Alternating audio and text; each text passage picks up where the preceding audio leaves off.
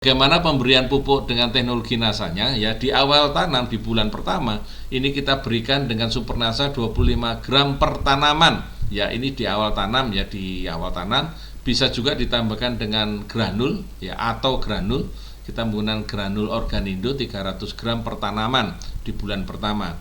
Sedangkan untuk penyemprotannya kita menggunakan dengan NASA dan hormonik dengan perbandingan 3:2 atau 3 tutup NASA dan 2 tutup hormonik. Atau kalau kita menggunakan dengan campuran yang artinya NASA dan hormoniknya sudah dicampur terlebih dahulu, baru kemudian kita ambil 4 tutup campurannya.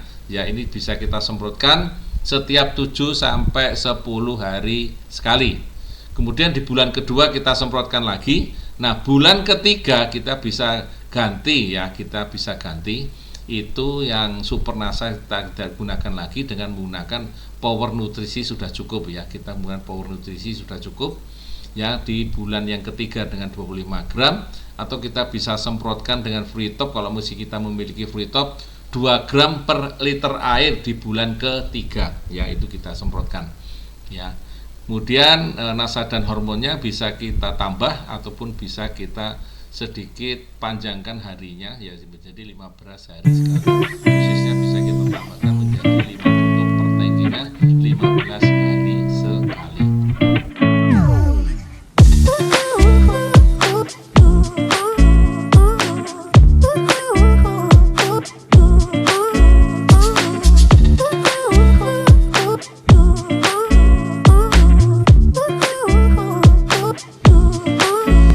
Bolo-bolo mitra-mitra dimanapun Anda berada, semangat pagi ya. Tema kali ini adalah tentang tanaman pisang dan nanti akan diakhiri tentang cerita Pak Salimi yang menanam kesaksian beliau pada tanaman 40.000 batang tanaman pisang yang ada di Palembang.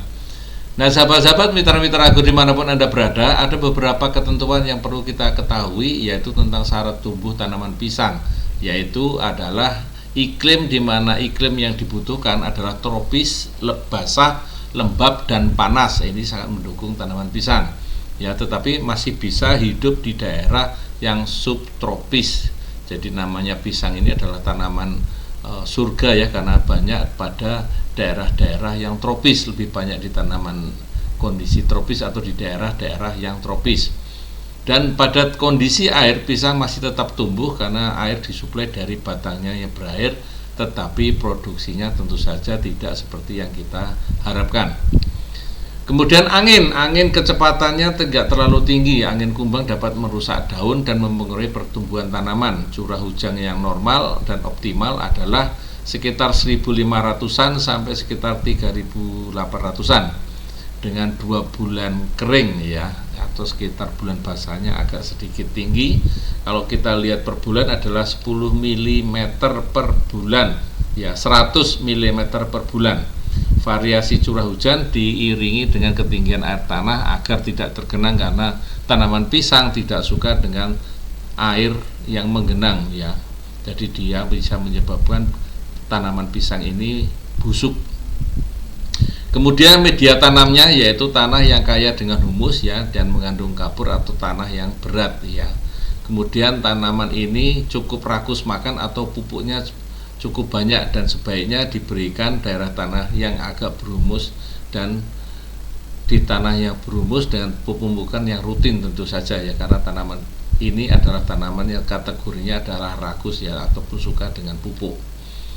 Kemudian air harus selalu tersedia tetapi tidak boleh menggenang ya, karena tanaman ini harus dialiri dengan intensif. Ketinggian air biasanya adalah sekitar 50 sampai 200 cm atau 50 sampai 2 meter ya di daerah setengah basah, atau 100 sampai 200 cm di daerah kering ya, 50 sampai 150 cm. Jadi kalau di daerah basah 50 sampai 200, setengah basah 100 sampai 200, dan di daerah kering 50 sampai 150 ya. Kemudian pisang tidak tahan hidup ataupun tidak hidup pada tanah yang mengandung garam ya. Jadi garam sedikit pun dengan 0,07% dia tidak tahan. Kemudian tingginya tanaman pisang ini tidak sampai 1.600 di atas permukaan air laut. Dan pisang Ambon, nangka ataupun tanduk masih bisa masih bisa sampai di 1.000 meter di atas permukaan air laut. Ya, sisanya sudah nggak tahan lagi. Kemudian suhu optimumnya sekitar 27 dan maksimumnya 38 derajat Celcius. Sedangkan pH-nya rata-rata dia harapkan adalah 4,5 sampai 7,5. Ini adalah batas keasaman tanah yang dia sukai. Nah, teman-teman, sahabat-sahabat bolo-bolo semua, bagaimana tentang perbanyakan tanaman pisang ini? Yang pertama adalah anakan itu sendiri. Tinggi anakan yang diharapkan yang bagus adalah 1 sampai 1,5 meter dengan lebar potongan umbinya sekitar 15 hingga 20 cm. Dan anakan ini diambil dari pohon yang berbuah baik dan sehat. Karena tinggi tanaman ini akan berpengaruh terhadap produksi buah pisang. Terutama jumlah pisir pisang dalam setiap tandannya. Nah, ini ada bibit anakan ada 2 jenis, anakan muda dan anakan dewasa. Anakan dewasa tentu saja lebih matang dan memiliki calon bunga dan persediaan makanan yang cukup di dalam batangnya. Sementara anakan muda masih berbentuk tombak dan daun masih seperti pedang. Jadi ada yang muda dan ada yang dewasa. Nah, ini adalah anakan yang muda yang biasanya diambil adalah yang seperti ini. Ini adalah bentuknya seperti pedang, yang ini akan diambil sebagai anakan yang muda. Nah, yang ini teman-teman semua Sementara yang ini ini dibuang karena ini adalah anakan air, bentuknya tidak seperti pedang dan nanti hasilnya juga kurang memuaskan. Ini cocok untuk diambil sebagai anakan muda. Sementara anakan yang tua tentu saja agak sedikit lebih tinggi dengan tinggi yang lebih dari 1 meter tadi. Kemudian bibit ini bisa kita ambil juga dari, yang pertama adalah bonggolnya. Jadi bonggol ini kita ambil dari potong bonggolnya, kita potong, kita ambil tengahnya, kita tanam, dan nanti akan keluar seperti ini. Dan akhirnya kita pisahkan, akhirnya kita pindahkan ke mini polybag, dan selanjutnya nanti kita pindahkan ke lahan, karena ini dapat 1 bonggol bisa untuk beberapa bibit. Kemudian kita juga menggunakan bit ini adalah dengan belahan bonggol. Jadi bonggolnya tadi dipotong-potong terlebih dahulu, kemudian kita rendam sedikit dengan hormonik dan sebagainya. Kemudian kita potong-potong, langsung kita pindahkan ke polybag yang agak sedikit besar. Kemudian kita tanam di situ. Dalam 1 polybag ini bisa beberapa bonggol bit, belahan bonggol atau bit. Nah, kemudian baru kita pindahkan ke lahan. Kemudian tentu saja kita bisa menggunakan dengan yang namanya kultur jaringan. Jadi kita bisa mengambil dari bagian tanaman pisang ini tentu saja untuk daerah industri ataupun kebutuhan bibitnya yang cukup untuk lebih banyak, maka kita menggunakan dengan kultur jaringan. Nah, tentu saja kalau kultur jaringan agak seragam teman-teman semua, bentuknya menjadi rapi seperti ini dan dalam jumlah yang cukup besar. Nah, teman-teman bolo-bolo, mitra-mitra semua, kemudian kita lihat yang namanya jarak tanam. Jarak tanamnya berapa? Ada tanaman pisang yang tinggi dengan postur tanaman pisang yang tinggi sedang, itu bisa kita jarak tanamnya adalah 2 meter per pohon dan 3 meter untuk postur yang tinggi. Jadi ada tinggi sedang dan postur yang tinggi atau tinggi sekali, itu 3 meter. Misalnya kalau kita pisang barangan 3 kali 3 meter, ini pisang barangan ini termasuk posturnya agak tinggi, sehingga nanti dalam 1 hektar maksimal ada sekitar 1.000 rumpun tanaman per hektar.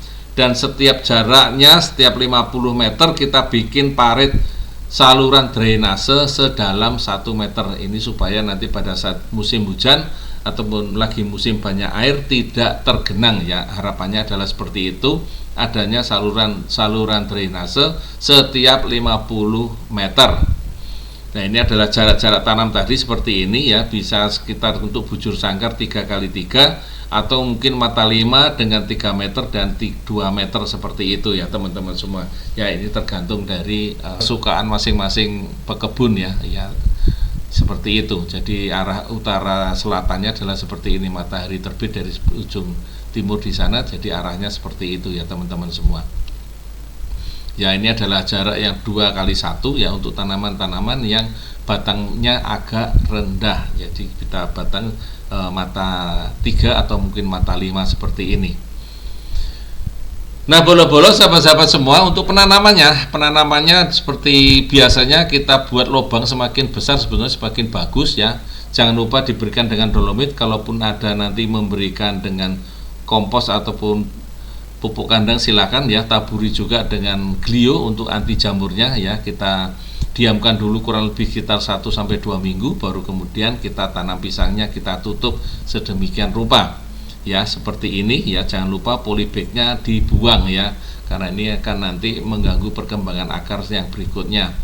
Dan kemudian nanti kalaupun sudah panen ya, untuk mencegah ya adanya hama, bisa juga tanaman pisangnya ataupun buah pisangnya kita kerodongi seperti ini. Nah, ini ada beberapa contoh jarak tanam ya, jarak tanam yang pada pekebun-pekebun besar ataupun yang sedang, dengan menggunakan jarak tanam yang seperti ini, bisa 21 kayak jajar legowo pada tanaman padi ya. Setiap 2 ada jari 1, setiap 2 ada jalur 1, ataupun kita menanam dengan jarak 2 meter dengan catatan yang seperti ini ya, sama-sama bersih, cukup bagus ya teman-teman semua ya. Kemudian pada saat penanaman jangan lupa ya, namanya air tetap harus diberikan ya, tentu saja supaya tanamannya akan menjadi lebih baik, terutama pada saat-saat musim kemarau. Ini harus diperhatikan juga teman-teman. Kemudian perawatannya ya, untuk pemupukannya di tahun pertama, tahun kedua, dan tahun ketiga serta tahun keempat ini ada pemupukan makro, ada urea, TSP, dan KCL ya. Kemudian ada pemberian pupuk organik tadi yang dari awal tanam tadi. Boleh juga menggunakan pupuk kandang ataupun kompos ya, tentu saja yang sudah jadi ya, pupuk kandang pun yang sudah jadi. Nah, ini dosisnya sudah disampaikan di sini ya teman-teman semua. Lalu bagaimana pemberian pupuk dengan teknologi nasanya ya? Di awal tanam di bulan pertama ini kita berikan dengan Super Nasa 25 gram per tanaman ya. Ini di awal tanam ya, di awal tanam. Bisa juga ditambahkan dengan granul ya, atau granul. Kita menggunakan granul Organindo 300 gram per tanaman di bulan pertama.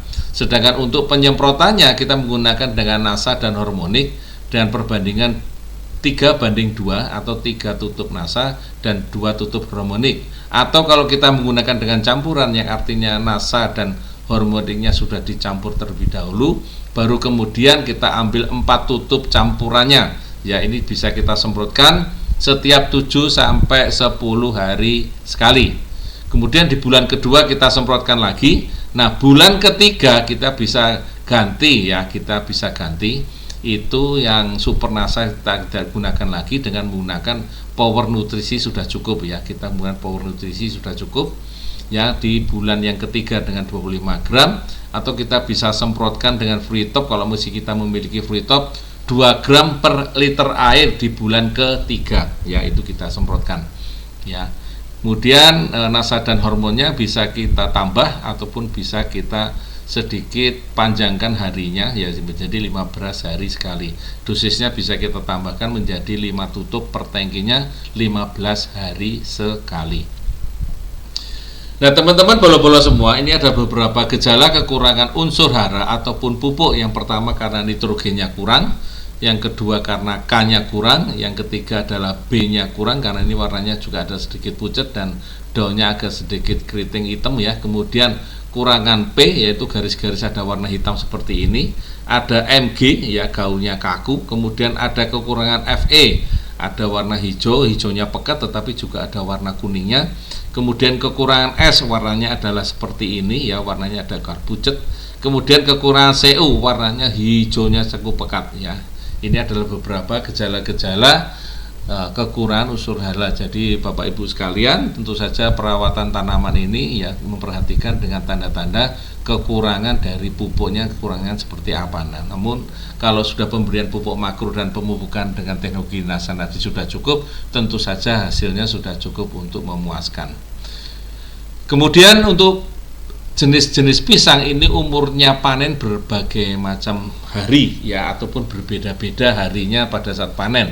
Untuk pisang Ambon kurang lebih sekitar 139 ya. Ini kalau kita mencari kadar padinya, nah ini agak berbeda ya. Kalau untuk tanaman pisang tanduk 33 padinya, maka kita dipanen di usia 124 ya. Sementara kalau kita dipanen di 139, kadar padinya menurun. Jadi tergantung dengan selera ataupun dengan permintaan pasar ya teman-teman semua.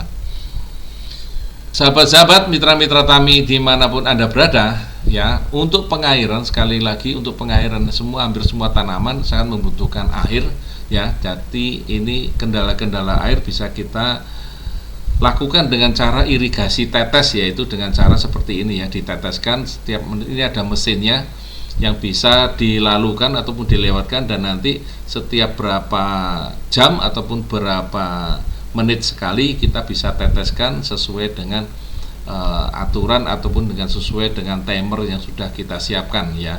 Ini supaya tetap kondisinya terjaga, airnya terjaga seperti itu. Apalagi di musim-musim kemarau, maka pemeliharaan terutama pengairan ini menjadi penting. Kemudian perawatan gulmanya ini harus dibersihkan ya setiap bulan ya, supaya gulma dan rumputnya tidak ada. Kemudian bumbun tanah seputaran pisang ya setiap bulan. Kemudian 2 bulan atau 3 bulan sekali sebelum pemupukan tabur dolomit, kemudian berikan lagi dolomitnya setiap 2-3 bulan sekali. Kemudian buang dan potong daun yang sudah kering ya. Ini jangan lupa ya, kadang-kadang kita lupa bahwa tanaman ataupun daun yang sudah kering itu juga tetap masih menghisap pupuk atau menghisap unsur hara yang diserap oleh akar, sehingga nanti tanamannya akan menjadi sedikit berkurang kualitasnya atau sedikit berkurang volumenya ya. Kemudian ya tentu saja buang anakan yang tidak baik. Ini tentu rebutan unsur hara ya, apalagi yang terlalu banyak ya, maka lakukanlah penjarangan untuk perawatannya. Nah, ini adalah tanaman-tanaman yang dijaga dengan baik, kondisinya cukup bagus seperti ini, dan anak-anakannya juga cukup terjaga. Andai kata nanti sudah dipanen, maka anakannya sudah siap untuk ditanam yang berikutnya ya teman-teman, sahabat-sahabat semua. Kemudian ini adalah jantung pisangnya ya. Jantung pisang ini menjadi sangat perlu karena ini adalah buahnya ya teman-teman semua. Maka perawatan jantung pisang ini juga menjadi perlu ataupun penting, yaitu adanya pemotongan-pemotongan supaya nanti buahnya bisa menjadi rata dan matangnya juga bisa bersamaan insya Allah. Jadi kalau kondisinya seperti ini tentu saja kita tidak harapkan ya, karena apa? Karena ada yang sudah matang di bagian atas, tapi di bagian bawah itu masih mentah. Jadi kita perlu memangkas ya. Kalau sudah seperti ini kita perlu pangkas yang namanya jantung pisangnya supaya kita buahnya bisa menjadi rata ya teman-teman semua. Kemudian hama dan penyakitnya ini juga penting kita ketahui. Yang pertama ada Aerionata trax yang membuat yaitu gulungan-gulungan pada bagian daun pisang. Ini sangat membantu proses fotosintesa ya. Ini bisa mesti kita semprotkan BVR setiap bulan sekali ya, rutin ya dari sejak awal, terutama pada saat mau keluar dengan buah. Ini biasanya hama ini menyerang, warnanya biasanya warnanya hitam dan keluar ataupun bergerak pada satu malam hari. Jadi pada waktu sore hari kita semprot dengan BVR ini cukup. Dan kalau sudah terserang seperti ini, semprot pada bagian lubang di daun pisangnya. Kemudian blood disease bacteria atau BDB, ini adalah virus ya, tentu saja sangat berbahaya. Buah pisangnya tidak bisa dimakan dan pisangnya juga rusak. Ya, ini adalah seperti ini ya, penyakit darah ya, kadang-kadang orang bilang begitu, penyakit darah seperti ini ya. Banana banci ini juga virus ya, yang disebutkan oleh virus. Kemudian layu fusarium, ini adalah tandanya ada daun yang berwarna hijau namun juga ada daun berwarna kuning, dan nanti tanamannya juga roboh ya teman-teman semua. Ini adalah penyakit layu bakteri ya, penularannya bisa bermacam-macam ya. Alat potongnya juga bisa, ada hamanya ya, ada serangganya. Dan saya pernah menjumpai pada penyakit yang seperti ini ya, layu fusarium, ternyata ini juga bisa menular pada tanaman padi yang ada di belakang saya. Jadi ini tanaman layu fusariumnya ada di antara ya, ada di antara sebelah belakang saya ada tanaman kacang, karena sudah berkali-kali ditanami padi gagal terus sehingga ditanami kacang. Nah, penyebabnya adalah karena penyakit layu fusarium yang ada di tanaman pisang ini. Sementara di sebelah kiri saya pada saat itu yang dipegang di sebelah ujung sana adalah sungai, di mana sungai ini pada saat musim hujan ya biasanya nanti akan melimpas ke tanaman ataupun ke lahan. Dan lahan ini terbawa layu fusarium yang ada pada tanaman pisang, sehingga tanaman padinya selalu gagal.